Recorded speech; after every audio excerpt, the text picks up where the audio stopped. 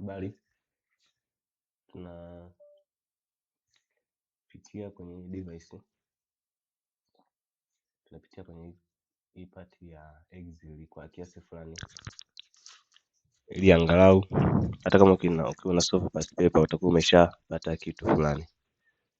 Ukiangalia kama kuna video fulani nilionyesha mwanzoni, kuna pati za Excel ambazo huwa ni za muhimu sana uzijue. Yaani hata kama kabla hujafanya chochote inabidi ujue kuzipa majina seli, kusoma seli, maana usipojua kusoma seli hautaweza kuandika formula yoyote. Leo asilimia kubwa sana nitazungumzia kwenye formula, lakini kabla ya kwenda kwenye formula hakikisha unajua sana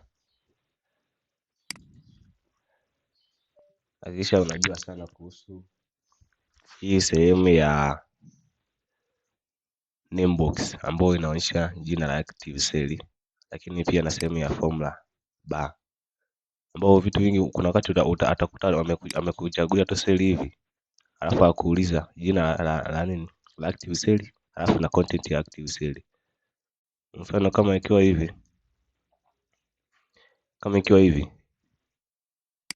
maana yake active cell itakuwa ni C6, content ya cell itakuwa ni Juma. Kuna wakati unaweza kukuta haitaonekana hivi Juma kwa majina, utakuta content ya active cell iko mbali. Example hapa kaandika labda 78 alafu amekuonyesha tu hivi.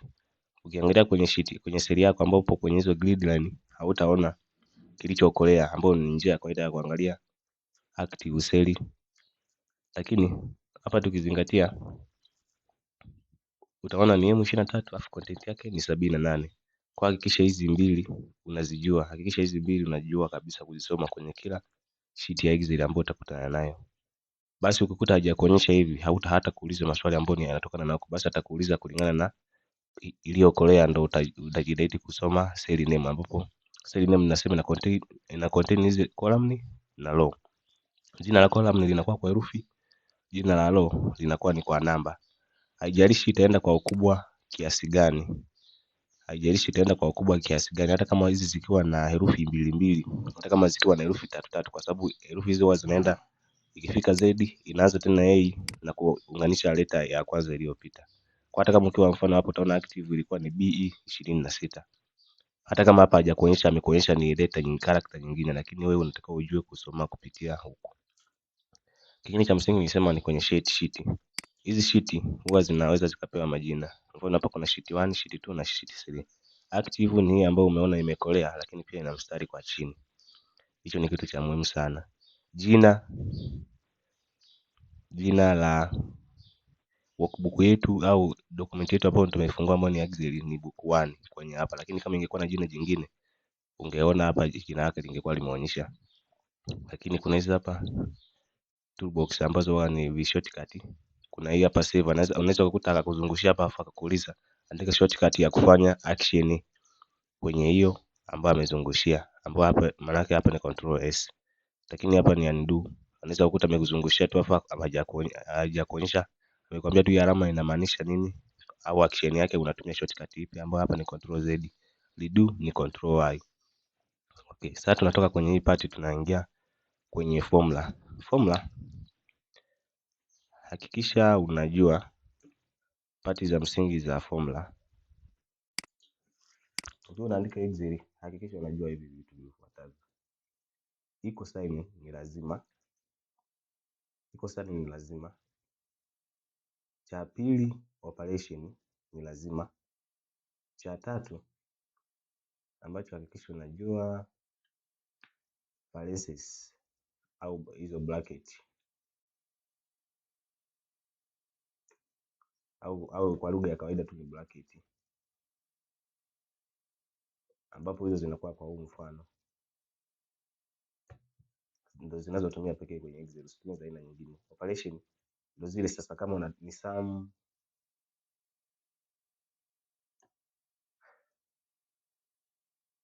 max, min, average.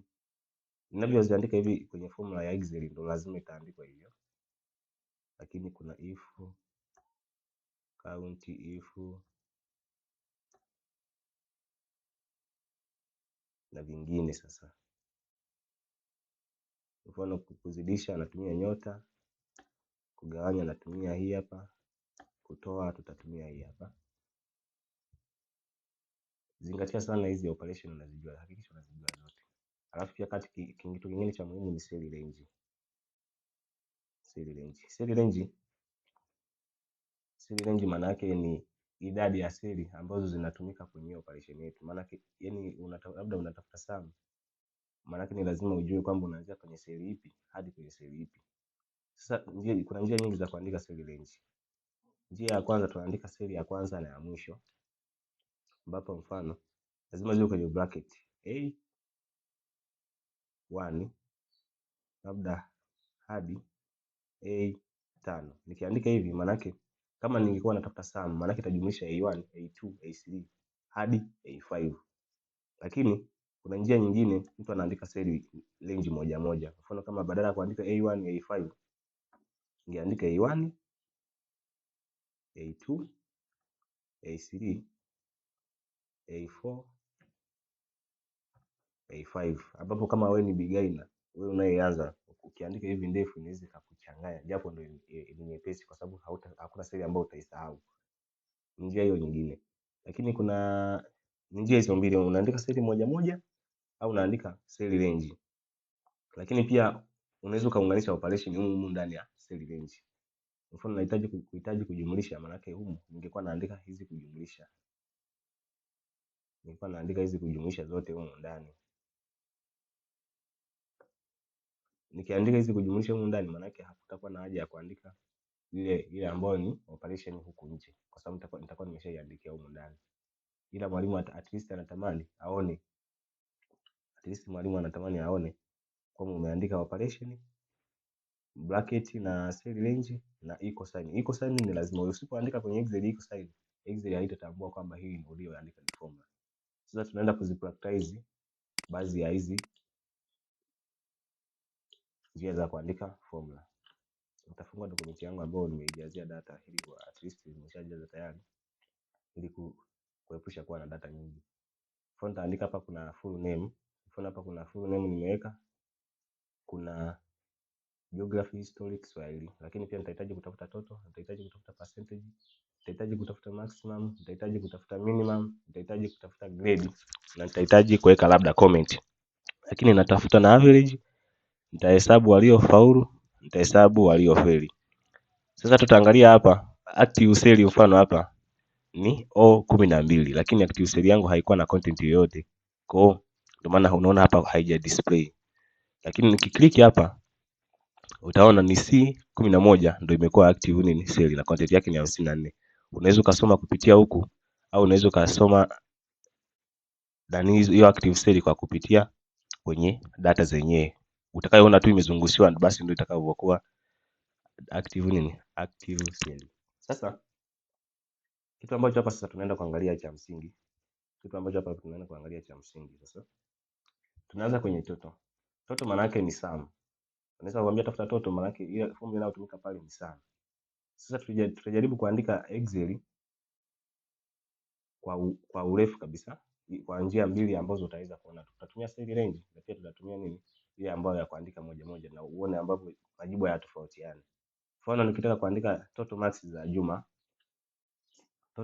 Juma, maana yake formula yangu nitaanza na sawa, alafu nitaweka sum, alafu nitafungua mabano, nitaandika hiyo cell ya kwanza ambayo ni C, ambayo cell ya kwanza ni hapa C2. Column yake ni C, alafu row yake ni 2, maana yake C2.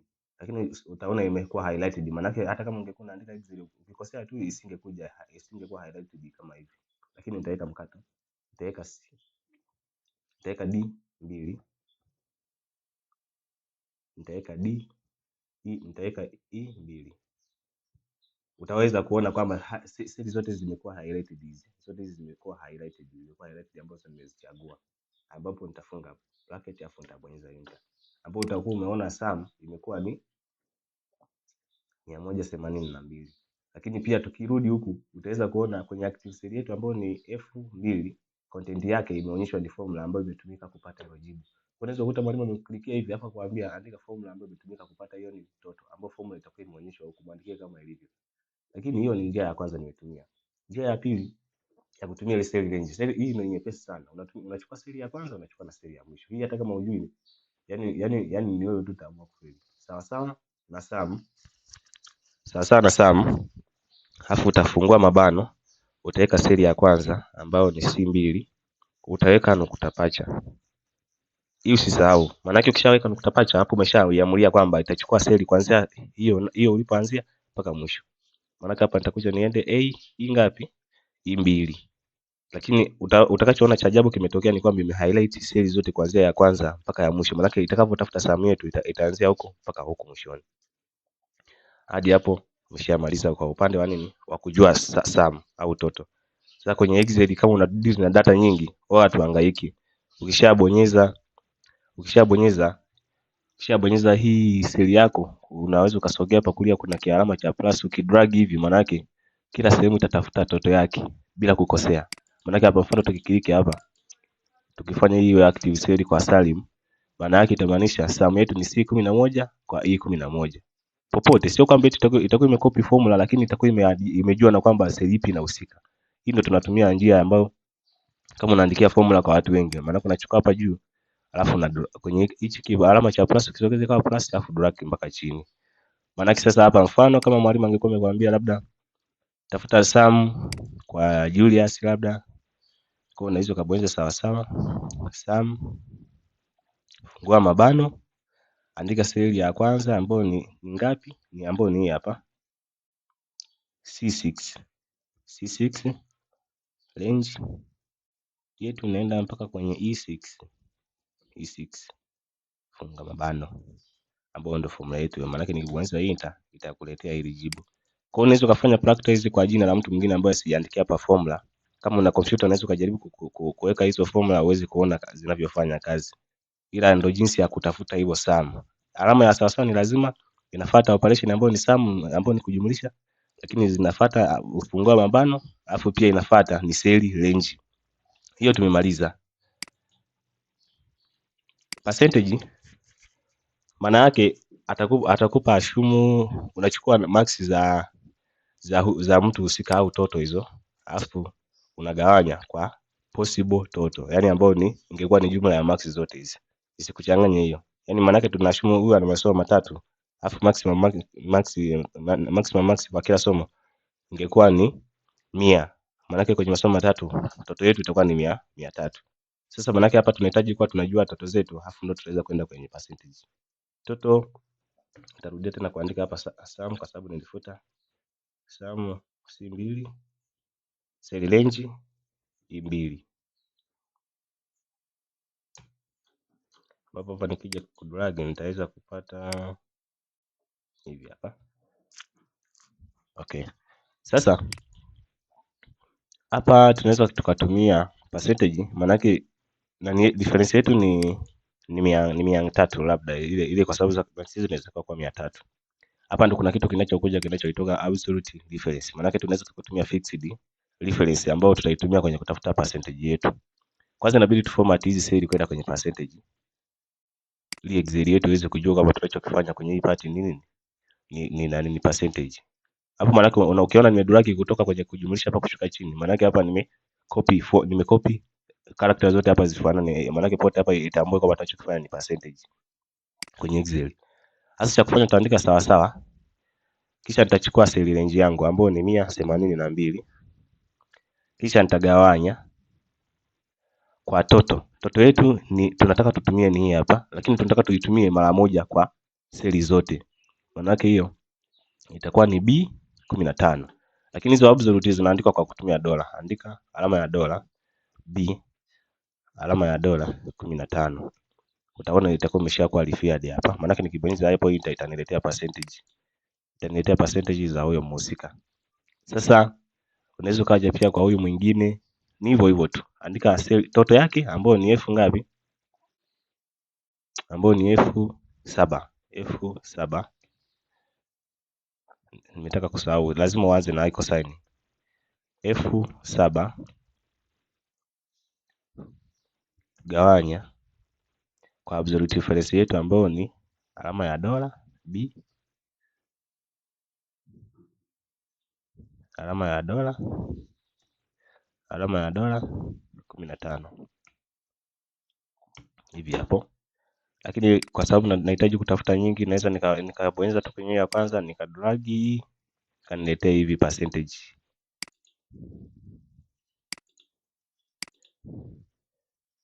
Hapa nilikosea, niliandika 182 badala ya kuandika nini seli. Maana hii formula inatakiwa ni edit F2. Maana nimedrag imeniletea majibu ya uongo kwenye kila seli. Nikidrag hapa maana sasa hivi itaniletea asilimia za kila mmoja.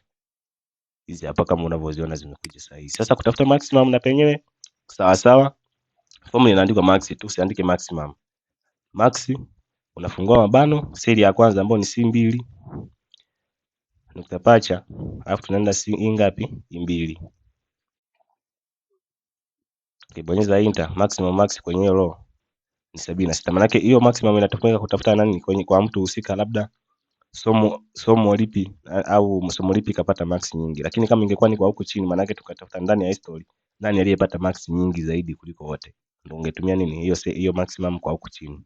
Sasa ungetumia seli, ungechukua seli range ya kutoka hii hapa nukta pacha, alafu ungeandika na seli range ambayo ni hii hapa, seli ambayo ni ya mwisho. Maana yake hapa ni kwa maximum wengine utadrag tu na kushusha, ambapo utakuwa umeshamaliza kila mmoja, kila sehemu utapata. Hata ukiangalia hapa, maana yake hapa maximum ni 67, hapa maximum ni 61, hapa maximum ni 76. Kila sehemu itakuwa inaonyesha ukweli. Minimum ni kutafuta minimum ndogo kwenye range useli husika au kwenye row husika. Mfano nikitaka kutafuta nani row minimum max kwenye seli ya Amina, maana yake itakuja hapa nitaandika sawa sawa mini. Unaandika tu mini, usiandike minimum. Ukikosea kuandika hivyo haikuletei majibu.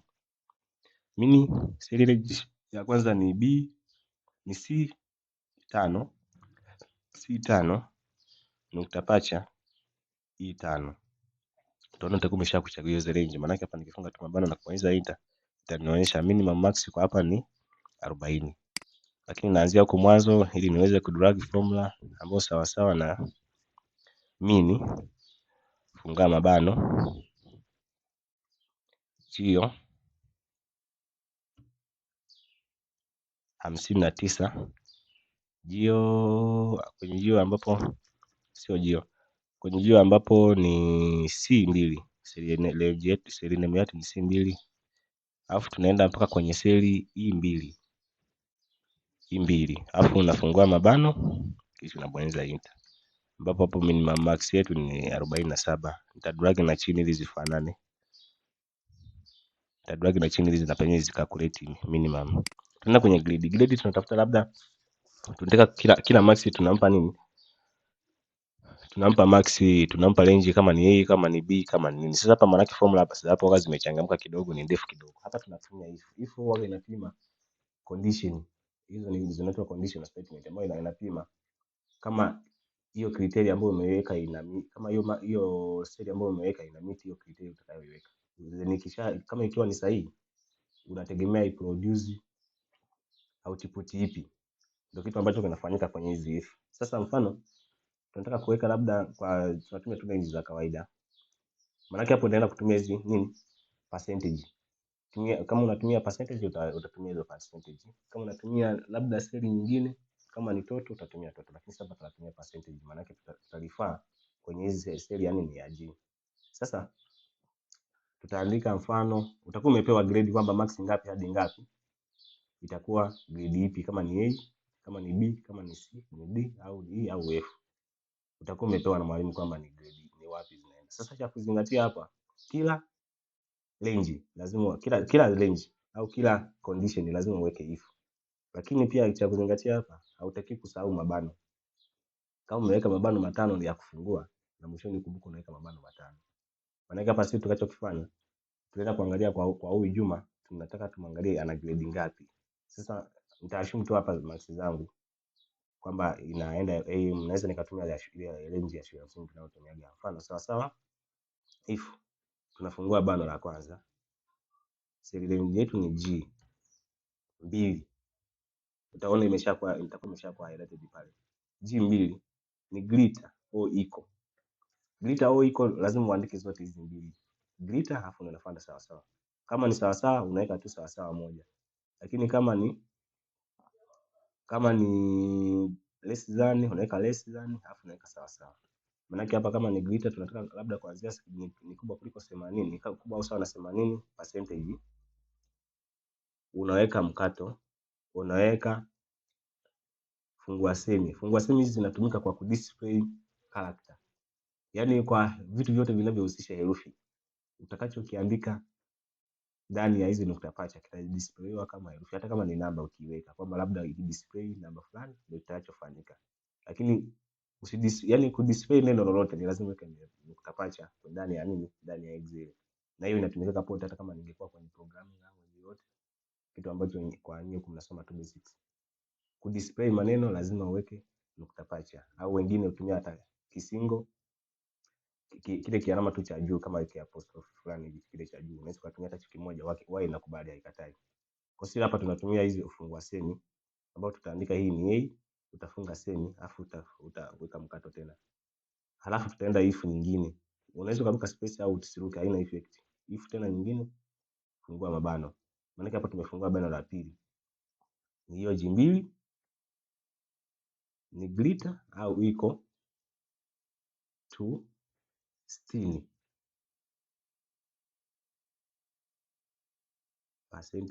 Lazima uainishe pia kwamba ni percentage hiyo. Mkato, fungua semi. Hiyo ni nini? Ni B. Funga semi, mkato. If tena. Tumefungua bano la tatu. Hiyo ni G2. Seli kumbuka unalifaa seli moja ile. Ukilifaa seli nyingine utakuwa umeshaharibu. Maana yake inatakiwa icheki mtu ndani ya hiyo seli moja.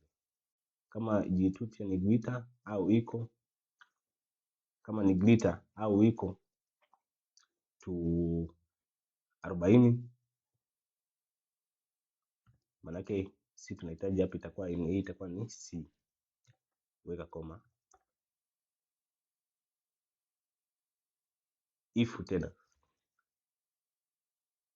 G2 ni greater au equal to 20 ni D. Ni D. Mwisho sasa wao tuandike tena, usirudie tena kuandika if kwamba labda iliyobaki ni moja. Iliyobaki maana yake ikipita pima Excel itaangalia condition zote huku, ni kubwa kuliko 80? Hapana. Ni kubwa kuliko 60? Hapana. Ni kubwa kuliko 40? Hapana. Ni kubwa kuliko 20? Hapana. Maana yake kitakachofuata huku usiandike tena if. Unaweza kufungua tu semi, andika maana yake majibu yote vitakavyobaki vitakuwa kwenye range ya if. Hivi zitajua kwamba maana yake kama haijamiki zote criteria zote huko za juu, basi ni if. Maana yake hapa tunaanza kufunga mabano, tunafungua mabano mara 3. 1 2 3, mara 3 mara 4, na ukiangalia na ile if ya kwanza maana yake 1 2 3 4. Na uzuri kama ungekuwa unaandika kwenye Excel huwa zinakuwa na rangi, lakini kama unaandika kwenye karatasi kumbuka hazina rangi. Kwa hiyo hakikisha unahesabu. Ukasikia tu kufunga hizi bracket haitakuletea majibu. Nikishafanya hivyo maana yake nimeshafunga. Nikimaliza enter utaona imeniletea B. B tulisema ikiwa kubwa au sawa na 60. Ndio iwe nini? Ndio iwe B. Ndio kama hivi sasa unavyoona hapa mimi grade nimeclick hapa, active cell yangu ni J ngapi? J2.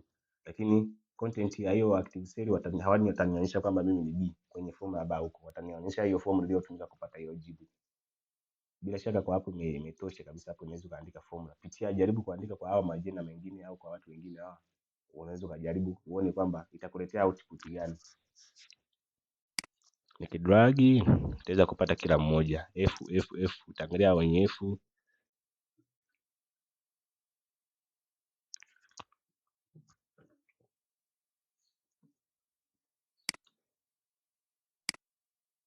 Okay, unaweza kaangalia hapa nyingine zimeleta F. Ni kwa sababu kuna makosa ambayo nimeyafanya kwenye formula ile ya kwanza kule juu. Inaleta 2B na F kwa sababu zile condition nyingine zipo. Nyingine hazina percentage. Maana yake ndio maana unaona imeleta F kwa sababu ukiangalia hizi range nyingine zimeonyeshwa kwa namba tu. Sasa ikiangalia hizi inaona sio percentage na zipo kwenye range ya huko juu, ndio bwana inaleta F. Sasa hapa nita modify formula yangu, nikibonyeza delete maana yake kuna sehemu hapa sikuweka percentage. Umeona kama unavyoona hizi sasa, maana ukikosea tu hata kama nikuandika alama moja Excel haitatambua. Itakuja assume tu kwamba hichi kitu hakipo, ndio maana inaenda kuleta grade tofauti. Maana hapa ni hizi nikiziongezea percentage nikimaliza enter. Nikimaliza enter afu nikaenda tena kudrag hii formula ili copy na kwenye watu wengine. Utaona mwenye C amepewa C. Mwenye C kapewa C, lakini hapa hakuna mtu ambaye ana F. Ngoja tutafute mtu ambaye atakuwa na tumpunguzie grade. Mfano hapa tumwekee 15. Maana amekuwa na D kwa sababu ni 30. Natafuta mwingine tena. Hii hapa ana asilimia, ana wastani wa 42. Na hapa naweza nikamwekea 20. Hapa 10.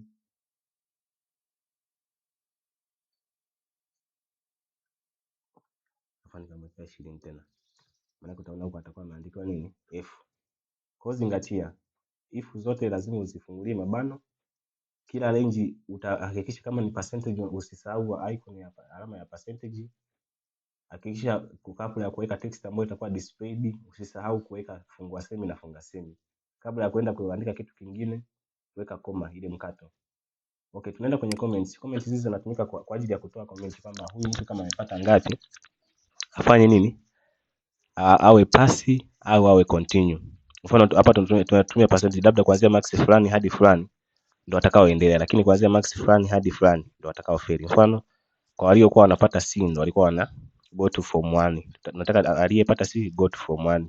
Alafu aliyepata chini ya C aende kwenye failed. Maana yake hapa nitatumia tu if moja. If range yetu ni ile G tu ni kubwa au sawa na 50, itakacho display ni go to form 1. Ni neno lolote hapa utakalo uliweka ndio itakuwa displayed. Maana yake mwalimu atakupa comment yoyote, usikalidi hizi zinazoweka mimi. Atakupa formula yoyote. Weka koma kwa sababu tu ni kimoja, maana yake isipokuwa go to form 1 maana yake ni failed. Hakuna kitu kingine. Kuna option mbili tu. Ni failed, maana yake tutaandika if ya pili. Ni failed, funga semi, funga bana, weka enter. Na hizo umeona ambayo kimetokea, nimebonyeza hapa, nimebonyeza kubonyeza hiyo nani, hakuna kilichotokea kwa sababu kusijaanza na iko sign. Usipoandika sawa sawa, yeye atajua kwamba unaandika Excel. Kwa nikibonyeza hapa enter, itasema huyu nini ni failed. Ni kwa sababu hajafikisha nini? Lakini mbona amefikisha 50? Lakini amefikisha 50, lakini sijaandika kwamba ni percentage. Sijaandika kwamba ni percentage hiyo, maana yake nitabonyeza enter, itakuwa go to nini to form 1. Wale ambao watakuwa hawajafikisha huo wastani wa 50 na kuendelea wataandikiwa ni failed.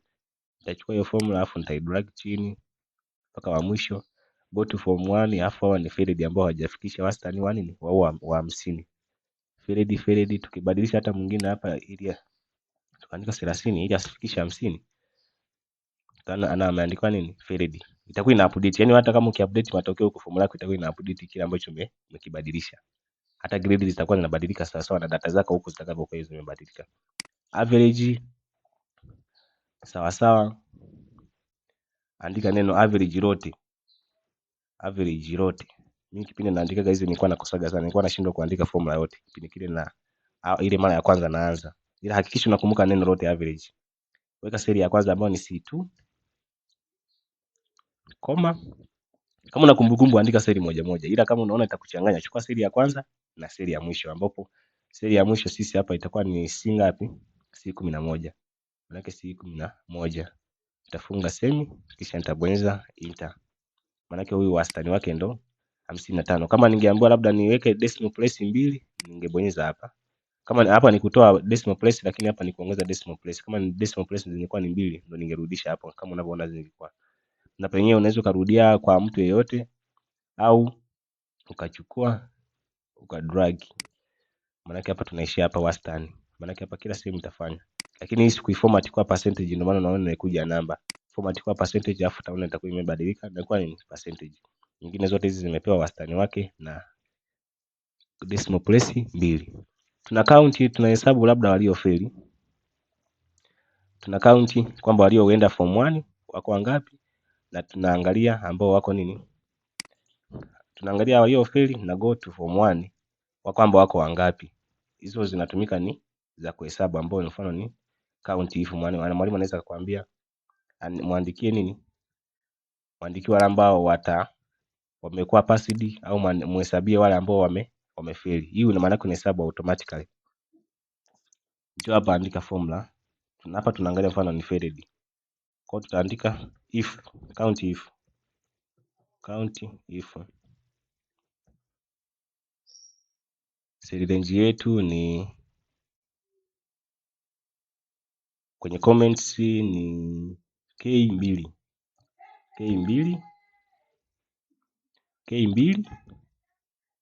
is equal to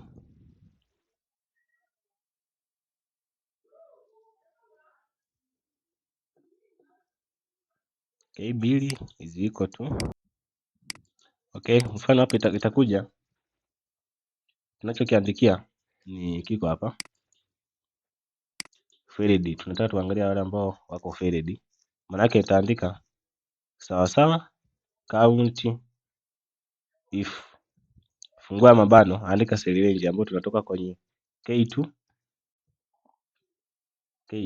kama unavyoona hapo, maana yake ni K2 alafu huku ya mwisho ni K11, K2 nukta pacha K11, kisha weka koma, halafu weka fungua semi, kwa sababu hapa tunatafuta form maneno, lazima uweke fungua semi. Tunahesabu hapa ni failed, lazima uandike kama zilivyo herufi. Kama ni herufi ndogo ni herufi ndogo, kama ni herufi kubwa ni herufi kubwa. Ukichanganya tu yenyewe haitajiongeza kwamba hii ni herufi kubwa au hii ni ndogo.